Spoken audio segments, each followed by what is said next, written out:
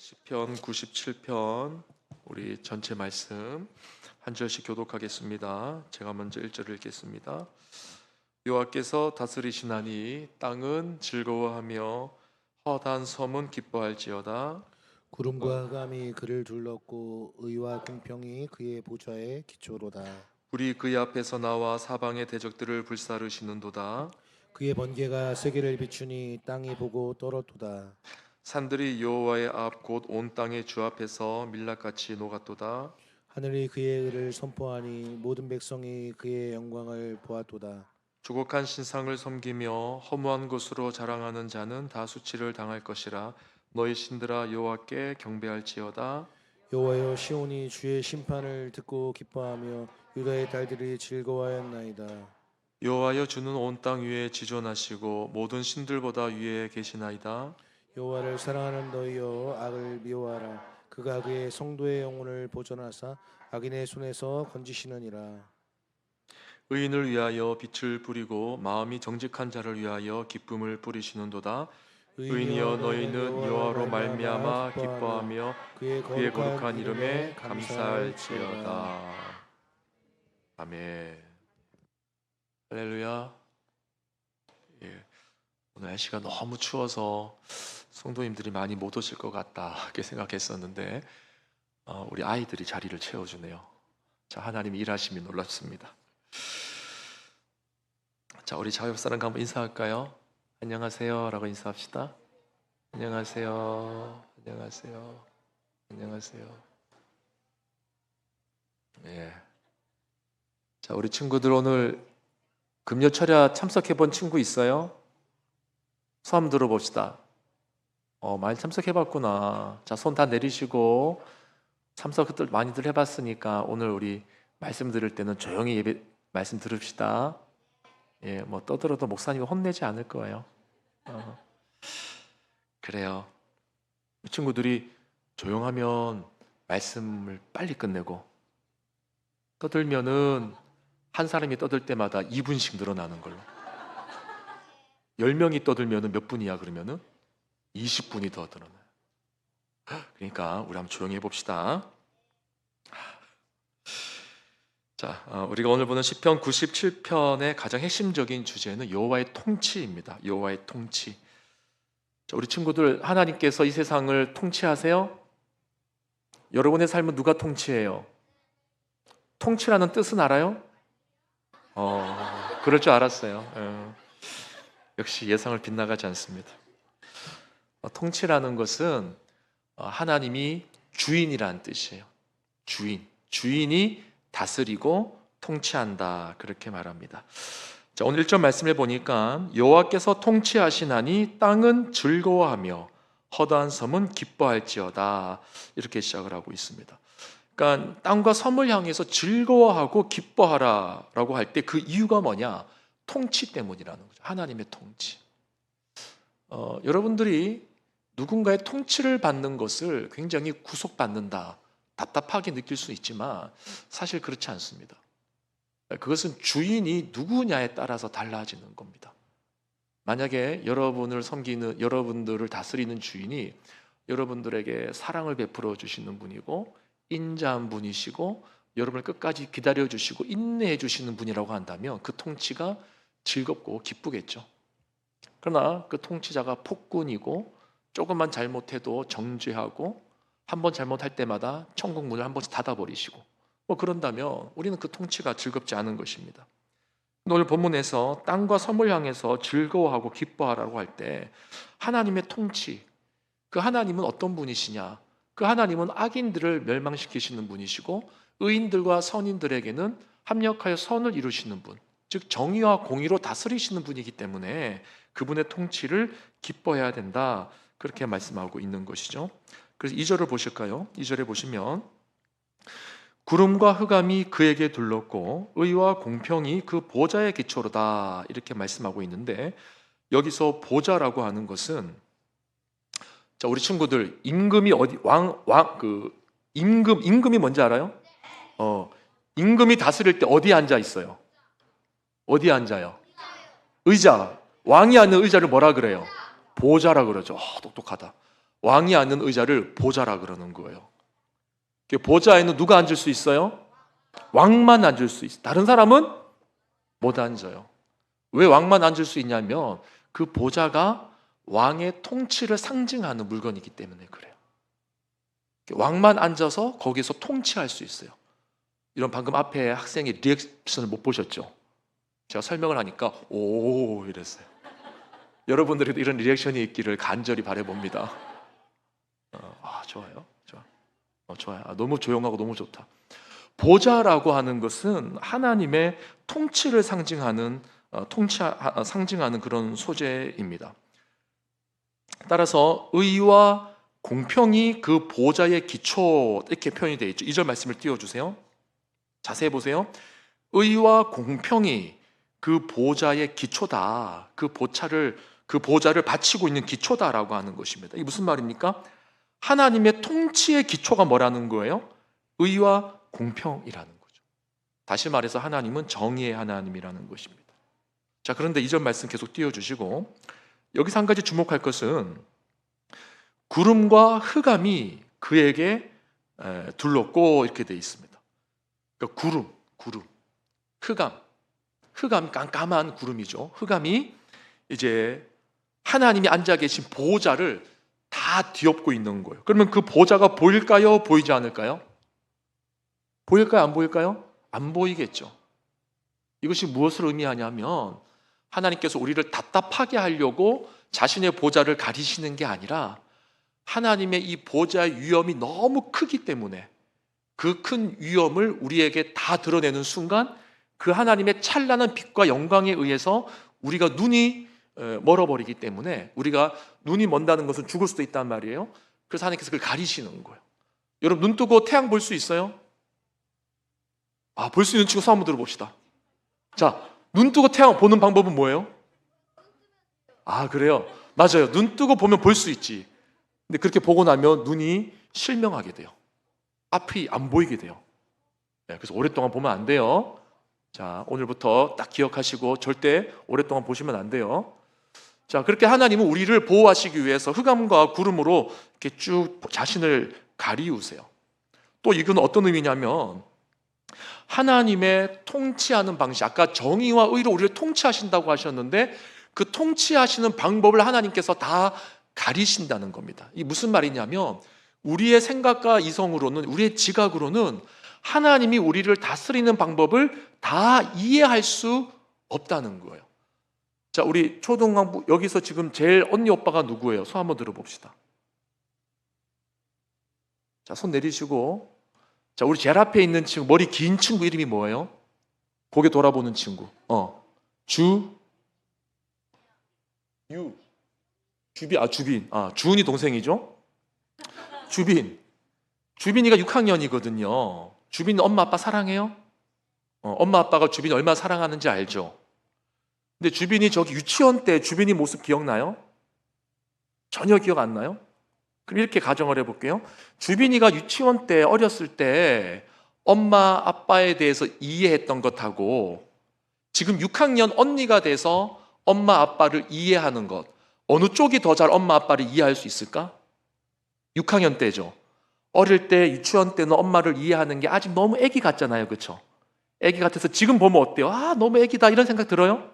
그렇죠. 네, 맞아요. 여러분, 그러니까 하나님께서 보좌를 흑암과 구름으로 다 가리셨다라고 했을 때 하나님께서 우리가 하나님을 바라볼 때 하나님의 통치하시는 의와 정의와 공평의 방법이 우리가 다 이해할 수 없도록 하셨다는 거예요. 우리가 하나님을 다 이해할 수 없어요. 유치원 때 주빈이가 엄마 아빠를 다 이해할 수 없는데 6학년이 되니까 조금 더 이해하게 됐고, 근데 주빈이가 또 중3이 되고 고3이 되면은 엄마 아빠를 더 잘 이해하게 될 거예요. 그러기에는 시간이 걸린다는 거예요. 마찬가지로 하나님께서 구름과 흑암으로 그 보좌를 덮으셨기 때문에 우리의 지각과 생각으로 하나님을 다 이해할 수 없다. 그것을 오늘 본문이 우리에게 말씀하고 있는 것입니다. 참으로 그렇습니다. 이 세상에는 우리가 선뜻 이해하기 어려운 일들이 너무 많아요. 언제 그렇습니까? 악이 승리하고 선이 패배한 것처럼 보일 때, 혹은 불의의 재난으로 인해 고통을 당하는 수많은 이들이 생겨나고 그들의 아픔을 볼 때 과연 이 세상에 정의가 존재하는가, 공의가 존재하는가, 이런 생각을 하게 되는 것이죠. 그런데 이게 신비의 영역이라는 거죠. 주의 보좌가 하나님께서 만드신 구름과 흑암으로 쫙 덮어졌듯이 우리 가운데 다 드러나지 않는 신비라는 거예요. 우리는 그분의 통치 방식을 다 이해할 수 없다는 것입니다. 그래서 오늘 본문의 시인이 하는 이야기가 뭐냐면, 비록 우리의 지각으로는 그분이 앉아 계신 그 보좌의 정의와 공의를 다 이해할 수 없지만, 왜? 가려져 있으니까. 흑암과 구름으로 가려져 있으니까 우리가 다 이해할 수 없지만, 그럼에도 불구하고 그분은 분명히 자신의 통치를 통해 정의를 드러내시는 분이기 때문에 우리는 그분을 신뢰해야 된다, 이렇게 말씀하고 있는 것입니다. 그러면서 그 정의가 어떻게 드러나는가 하는 것을 시인이 또 고백하고 있는데, 3절 볼까요? 자, 3절 말씀해 보니까, 자, 우리 초등부 아이들만, 친구들만 3절 말씀 같이 한번 읽어볼까요? 불이 시작.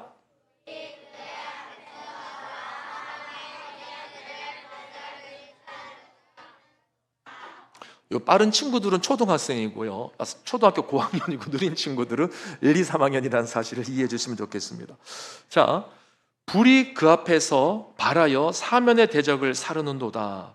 그러니까 대적자들이 불의 심판을 받는다. 하나님께서는 결국에 심판하시는 분이다, 이렇게 말씀하고 있어요. 근데 여기서 중요한 게 뭐냐면요, 앞에 화면을 다시 띄워주시고 자세히 보시면, 불이 그 앞에서 발하여 사면의 대적을 사르는도다. 그럼 이 대적은 누구의 대적입니까? 저와 여러분의 대적입니까? 하나님의 대적입니까? 헷갈리시나요? 맞아요. 누가 하나님이라 그랬어요? 그래, 잘했어. 같이 해놓고서 막 이러고 있어요. 잘했습니다. 여러분, 여기서 중요한 것은 나의 대적을 심판하시는 거 아니라 하나님은 하나님의 대적을 심판하신다라고 말씀하시는 거예요. 이 말은 내가 생각하는 기준으로 악을 심판하시는 것이 아니라 하나님이 정하시는 기준에 의해서 악이 심판되어진다는 뜻입니다. 그러니까 여기에는 나의 기준뿐만 아니라 악인에 대해서 인내하는 나의 시간과 하나님의 시간이 다르다는 것이 포함되는 거죠. 우리는 악인이 심판을 받을 때 내가 원하는 기준에 의해서 심판받아야 된다고 생각하고 내가 원하는 시간과 때에 심판받아야 된다고 생각하는 거죠. 그러나 하나님은 그렇게 말씀하지 않으세요. 오늘 본문에서 말하는 하나님의 정의와 공의의 통치의 방법인 심판은 우리의 대적을 멸하기 위함이 아닙니다. 하나님의 대적을 멸하기 위함이라고 말씀하고 있는 거예요. 성경에서 이에 대한 가장 대표적인 케이스가 뭘까요? 바로 예수 그리스도의 죽음이에요. 우리가 생각할 때는 예수님이 하나님의 아들이시면 죽으시면 안 되는 겁니다. 하나님의 기적과 능력으로 자신을 십자가에 못 박으려고 하는 자들을 그 자리에서 다 처단하셔야 됩니다. 혹은 십자가에서 운명하기 직전에 천재지변이라도 일어나서 혹은 천사라도 하늘에서 내려와서 그 십자가를 세우고 있는 기둥을 쓰러뜨리고 예수님의 손과 발을 묶고 있는 밧줄들을 막 다 두둑두둑 풀어내시고, 그리고 이 붙여있던 못들이 막 툭툭 다 튕겨져 나가고, 우리는 그걸 생각하는데 하나님은 그렇게 하지 않으셨다는 거죠. 우리는 그렇게 돼야지 악이 심판받는다라고 생각하는 거예요. 근데 하나님은 그렇게 하지 않으셨어요. 하나님은 끝까지 예수님을 십자가에 매달아 놓으셨어요. 결국 그 자리에서 죽음을 맞이하게 하신 겁니다. 그 당시의 제자들은, 예수님을 따르던 수많은 추종자들은 이해할 수가 없었던 거죠. 예수님을 통해서 한번 잘 살아볼 수 있을까? 로마 압제에서 벗어나 정말 인간다운 자유를 한번 누려볼 수 있을까? 그렇게 기대를 했건만 모든 것이 숲으로 돌아간 거죠. 여기에서 던지는 질문이 그거죠. 도대체 하나님의 정의와 공의는 어디에 있단 말인가? 여러분, 하나님의 심판의 기준은 내 기준과 다릅니다. 하나님이 심판하시는 시간도 내 시간과 달라요. 십자가 사건에서 하나님이 가장 주목하시는 악은 제자들이나 예수님의 추종자들이 생각하는 로마인들이 아니라, 로마 군사가 아니라, 로마 정권이 아니라, 그 시간 하나님이 가장 주목하시는 악은 바로 사탄의 권세였습니다. 마귀였단 말이에요. 로마와 같은 세상의 권세 이전에 사탄이, 마귀가 쥐고 흔드는 그 죄의 권세, 사망의 권세를 심판하시는 것이 하나님의 우선순위였던 것입니다. 여기에서 하나님의 우선순위와 우리의 우선순위가 다른 거예요. 우리의 시간과 하나님의 시간 다른 거예요. 여러분들이 생각하는, 여러분의 인생에서 사라져야 되는 그 악과 그 원수와 하나님이 여러분들을 바라보시면서 없애기를 바라는 악과 원수는 다르다라는 것을 우리는 알아야 되는 겁니다. 지금 2분 늘어날 뻔했어요. 봐줄게. 처음이니까 봐줄게. 다 들었어. 2명이면 4분이야. 오케이. 없던 걸로 다시 한번 기회를 줄게요. 오케이, 잘했어. 자, 그래서 여러분, 우리가 그분의 그 기준과 시간을 다 알 수 없기 때문에 결국 우리가 할 수 있는 일이라고 신뢰하고 기다리는 것밖에 없죠. 그래서 여러분, 기독교인들의 삶은 세상에서 볼 때는 굉장히 무능력해 보입니다. 굉장히 무능력해 보여요. 근데 문제는 그 무능력함에 우리가 절정을 달릴 때, 그것이 예수님의 죽음 아닙니까? 그 무능력함의 절정을 한번 경험해보는 사람이 나중에 무엇을 경험하게 되냐면 예수 그리스도의 부활을 경험하게 되는 겁니다. 내 삶 속에서 하나님께서 어떻게 역전을 일으키시고 어떻게 생명의 길과 구원의 길을 주시는지, 전혀 내가 생각지 못했던 방법으로 내 삶을 회복시키시는 그 은혜를 누가 경험할 수 있는가? 그 마지막 죽음의 절정까지 내려가 본 사람만이 그것을 경험할 수 있다는 거예요. 그래서 이 사실을 확신하고 인내하고 기다려야 된다라고 성경은 우리에게 계속해서 말씀하고 있는 겁니다. 그래서 여러분, 사실 이 말씀이 성경의 핵심적인 메시지 중에 하나거든요. 악을 악으로 갚지 말고 무엇으로 갚으라 그러시죠? 선으로 갚아라. 그 얼마나 힘든 거예요, 여러분. 악을 악으로 갚지 않고 선으로 갚는다는 거, 그 제정신으로 되는 것 아니지 않습니까? 근데 우리는 이 말을 계속해서 붙들고 살아야 되는 거예요. 그때는 목회자로서 이런 말을 계속 전할 수밖에 없는 제 자신도 굉장히 힘들 때가 있습니다. 한번 이런 적이 있었어요. 제가 이제 악을 선으로 갚으라라는 말을 어렸을 때 저희 이제 자녀에게 이제 암송을 시켰습니다. 이제 제가 특별히 암송을 시키는 몇 구절 말씀들이 있어요. 이 아이에게 이게 정말 중요하겠다 싶어서 암송시킨 몇 개의 구절들이 있었는데, 그 중에 하나가 이제 악을 악으로 갚지 말고 선으로 갚으라, 이런 말이 있었어요. 오늘 학교에서 아이가 돌아왔는데 굉장히 힘든 일을 겪었나 봐요. 억울한 일을 당하고 또 관계 속에서 되게 부담스러운 일을 겪었나 봐요. 그러니까 막 폭발해가지고 막 못 견디겠다고 막 이러는 거예요. 일단 이제 진정을 시키고 같이 이제 기도해주고 또 이야기를 다 들어줬습니다. 다 들어주고 공감해주고, 그랬냐, 네가 힘들겠다, 다 해줬어요. 다 하고 나서 이제 마지막에 이제 성경 이야기 이런 거 하면 또 아빠가 목사니까 또 이런 이야기 한다 할까봐 그런 얘기하지 않고 그냥 끝까지 기다려주고 헤아려주고 나서 마지막에 너 어떻게 하면 좋겠니? 아빠는 이제 모르겠어. 아빠는 모르겠고 네가 결정해야 될 것 같은데 한번 네가 혼자 한번 결정하고 결정하고 나서 네가 그 친구한테 하고 싶은 대로 그 마음에 결심 있으면 아빠는 그냥 다 따라줄게. 그러니까 저도 제 나름대로 모험을 한 거예요. 모험을. 걔가 아들이 그 친구를 용서하지 않겠다, 내가 그 친구에 똑같이 해주겠다, 이렇게 결정하면은 그대로 하라고 제가 놔주는 꼴이 돼버리는 겁니다. 저도 모험이었어요. 근데 하나님 앞에 간절히 기도를 했습니다. 기도하면서 네가 원하는 대로 다 하게 해줄 테니까 단지 한 가지만 하자. 혼자 방에 들어가서 네가 하나님 앞에 한번 기도해보는 시간 가지면 좋겠다, 얘야. 진지하게. 그러고 나서 네가 하는 결정은 아빠는 뭐든지 오케이 하겠다, 이렇게 했단 말이죠. 그냥 기도하고 있고 좀 또 나와서 혼자서 또 제가 기도하면서 어떡하지 하나님, 어떡하지, 이렇게 막 기도하고 있었어요. 근데 한참 뒤에 나오더니 아이가 초등학교 때입니다. 초등학교 때 저한테 나와서 하는 이야기가, 아빠 그 말씀이 떠올랐대요. 어떤 말씀이었을까요? 악을 악으로 갚지 말고 선으로 악을 이기라, 그 말씀이 떠올랐다는 거예요. 어떻게 하면 좋을까? 글쎄요, 일단 제가 그 친구한테 이렇게 저도 똑같이 못되게 하려고 했던 거는 일단은 멈춰야겠어요, 그러더라고요. 제가 속으로 할렐루야 그랬죠. 제가 왜 여기서 위로를 받았냐면 이거 성령께서 하시는 거구나. 여러분, 우리가 악으로 선을 이기고 끝까지 악 앞에서 인내하고 견디는 것이 우리 맨정신으로 인간적인 이성으로는 안 되는 거예요. 안 되는 건데 하나님께서 우리의 마음속에 역사하시고 성령께서 기름 부어주시면은 그 말씀이 또 그 성령의 감동이 우리 가운데 살아나서 우리로 하여금 하나님의 사람으로 살아가게끔 해 주신다는 거죠. 그것을 믿기 때문에 저도 이 자리에서 계속 똑같은 말씀을 반복해서 전하는 겁니다, 여러분들에게. 그러나 이게 쉬운 일은 절대로 아니에요. 그래서 우리는 하나님의 말씀을 의지할 수밖에 없습니다.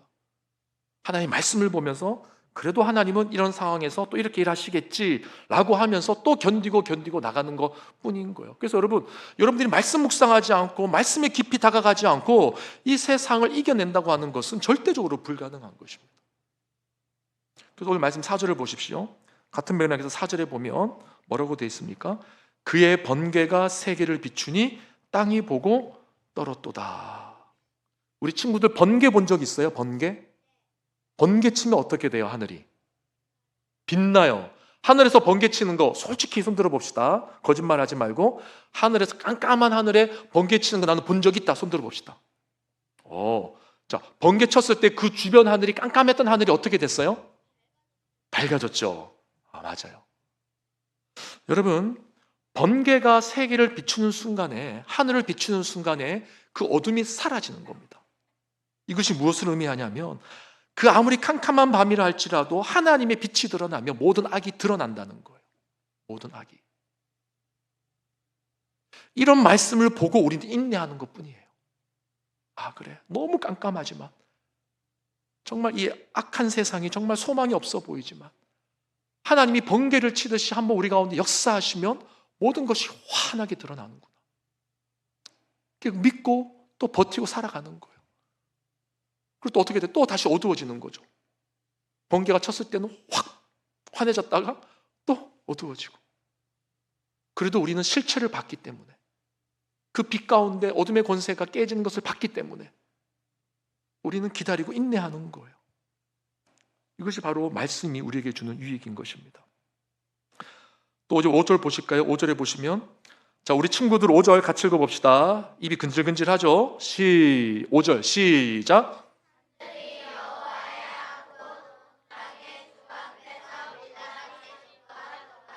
아멘. 자, 여러분, 산은 변하지 않죠. 산은 반영구적이죠. 웬만하면 그 자리에서 바뀌지 않습니다. 수백 년을, 수천 년을 버틴 산들과 같이 우리 힘으로 어찌할 수 없는, 도저히 풀리지 않을 것 같은 문제들이 우리 삶 가운데 있다는 거예요. 근데 그 반영구적인 산들도 하나님 앞에서는 양초같이 녹는 미물에 불과하기 때문에 우리의 삶에 해결되지 않을 것 같은 이 악의 문제, 이 답답하고 억울한 문제도 하나님이 역사하시면 해결되어 줄 수 있다. 그 말씀을 하는 겁니다. 그래서 우리는 어떻게 해야 된다는 거예요? 하나님을 끝까지 신뢰하고 바라봐야 된다. 그 말을 지금 시인이 계속하고 있는 것입니다. 자, 우리 친구들 너무 조용해서 아직 목사님이 이만큼 남았거든요. 남았는데 지금 몇 장이니? 하나, 2장, 3장, 4장, 5장 남았어요. 앞에서 몇 장 했을까? 앞에서 2장밖에 안 넘어갔죠. 그런데 너무 조용해서 목사님이 금방 끝내려고 해요. 제가 보니까 어른들도 좋아하시는 것 같아요. 자, 빨리 하고 가고 싶죠? 네, 알겠어요. 자, 그래서 우리가 끝까지 하나님을 이제 신뢰하고 기다려야 된다는 것을 우리에게 말씀하고 있는데, 결론적으로 시인이 우리에게 지금 하는 이야기가 뭔지 보도록 하겠습니다. 9절 말씀 볼게요. 좀 건너뛰어서 9절 말씀해 보면, 9절 우리 친구들 다 같이 읽어봅시다. 시작.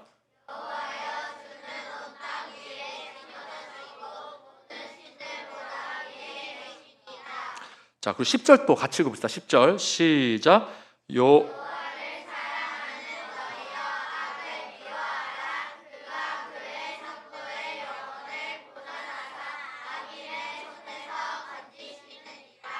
자, 9절 말씀을 띄워주시면 여기에서 하나님 앞에서 끝까지 우리가 인내해야 되는 이유가 나옵니다.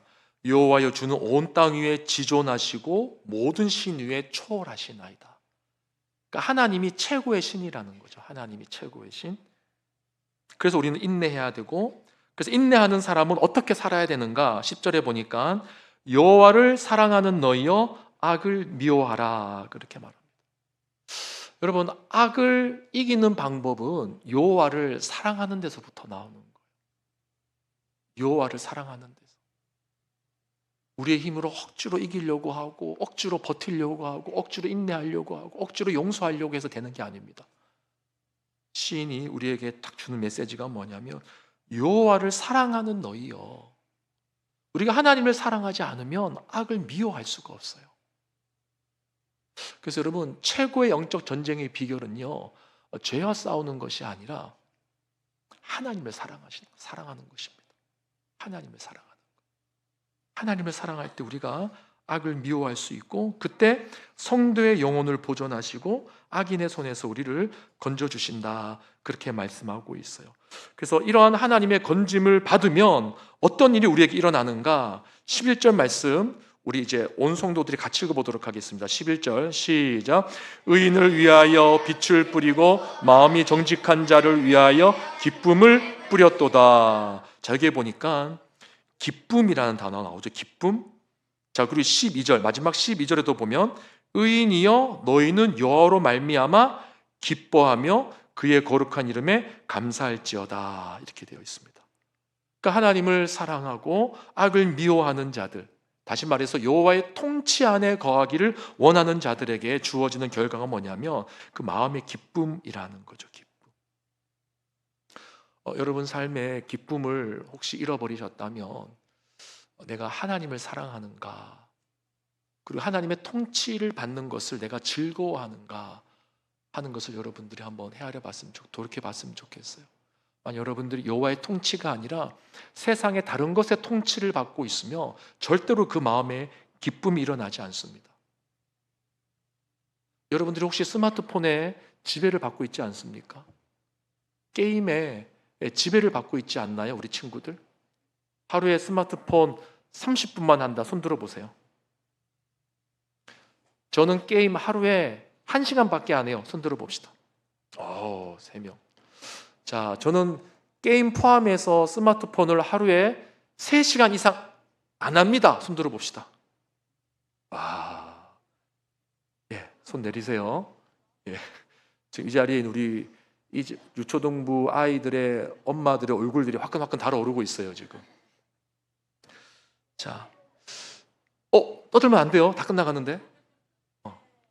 자, 우리의 삶 속에 진정한 기쁨이 오려면은요, 우리가 무엇의 통치를 받는가를 잘 보셔야 됩니다. 우리가 스마트폰의 통치를 받고 사람의 통치를 받고 돈의 통치를 받을 때 절대로 우리의 삶에 기쁨이 없다라고 말씀하고 있어요. 여호와의 통치를 경험해 본 자들에게만 하나님이 주시는 기쁨이 있다 그렇게 말씀하고 있습니다. 자, 마지막으로 이 말씀만 읽고 마치도록 하겠습니다. 로마서 11장 36절 이 말씀은 우리의 인생을 누가 통치하시는가 하는 것을 우리에게 말씀해 주시는데, 자, 마지막으로 읽고 마치겠습니다. 시작. 이는 만물이 주에게서 나오고 주로 말미암고 주에게로 돌아감이라 영광이 그에게 세세에 있으리로다. 아멘. 아멘. 여러분, 만물이 주에게서 나옵니다. 만물이 주로 말미암았습니다. 그리고 주님께로 다 돌아가는 것입니다. 우리의 삶의 통치는 하나님으로부터 말미암아야 돼요. 다른 것이 우리의 삶을 통치하게 되어지면 우리는 인내할 수 없고 악과 싸워 견뎌낼 수가 없고 삶의 기쁨을 누릴 수가 없습니다. 오늘 이 밤에 우리가 같이 찬양하고 기도할 때 하나님의 통치를 온전히 받기를 원한다, 이 제목으로 함께 찬양하고 우리의 기도의 문을 함께 열었으면 좋겠습니다. 우리 친구 잘했습니다. 이제 함께 우리 같이 찬양하겠습니다.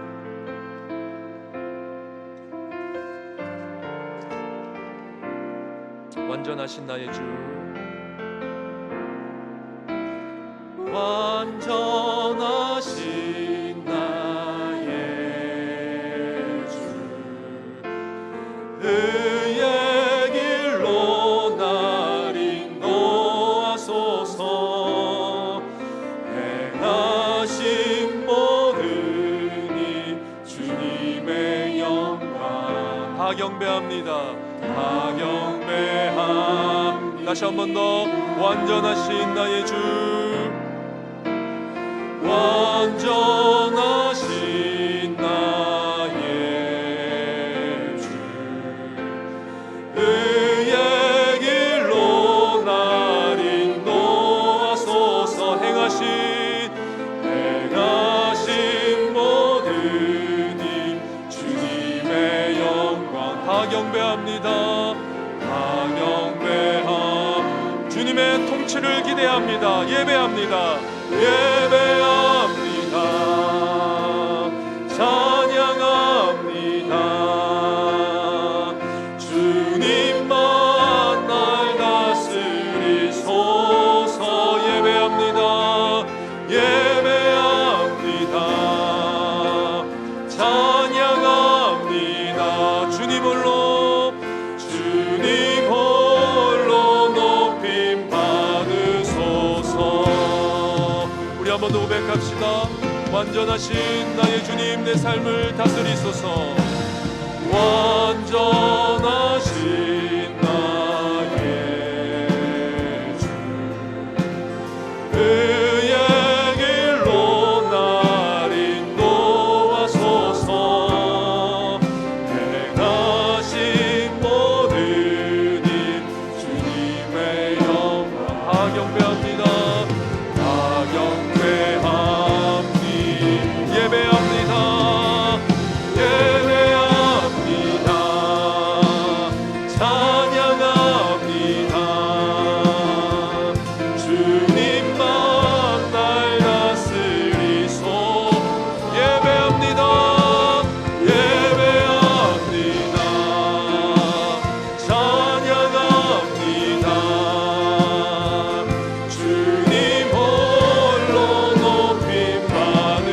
예배합니다. 예배합니다. 예배합니다. 찬양합니다. 주님만 날 다스리소서. 예배합니다. 예배합니다.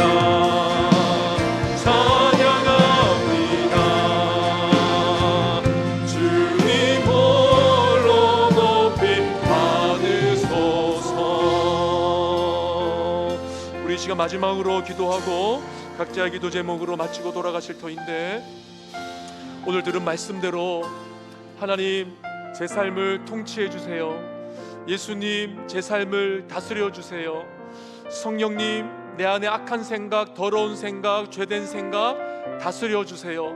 우리 이런 제목으로 함께 기도하면 좋겠습니다. 또 이 시간 우리 아이들이 찬양하는 모습을 보면서 제가 교육부서를 섬길 때 저희 교사들과 함께 했던 기도 제목이 떠오르는데요. 매주마다 우리 교사들과 그런 기도했었습니다. 하나님, 우리 아이들의 한 주간의 입술을 다스려 달라고.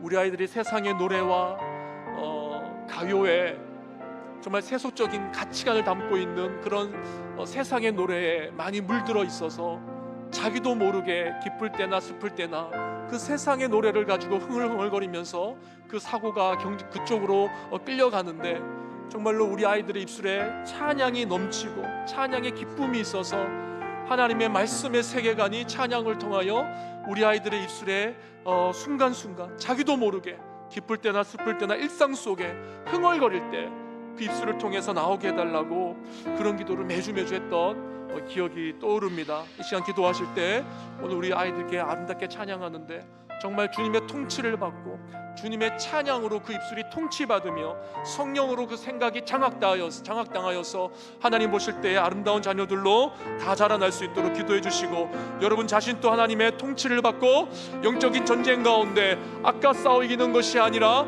하나님을 사랑함으로 모든 영적 전쟁을 싸워 이기는 우리의 모습이 되게 해달라고 우리 주님을 크게 한번 부르고 다 함께 기도하도록 하겠습니다. 주여,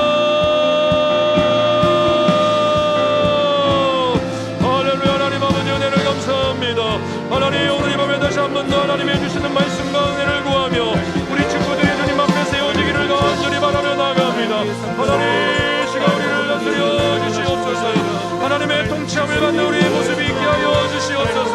하나님을 경외하는 우리의 모습이 될 수 있도록 도와주시옵소서.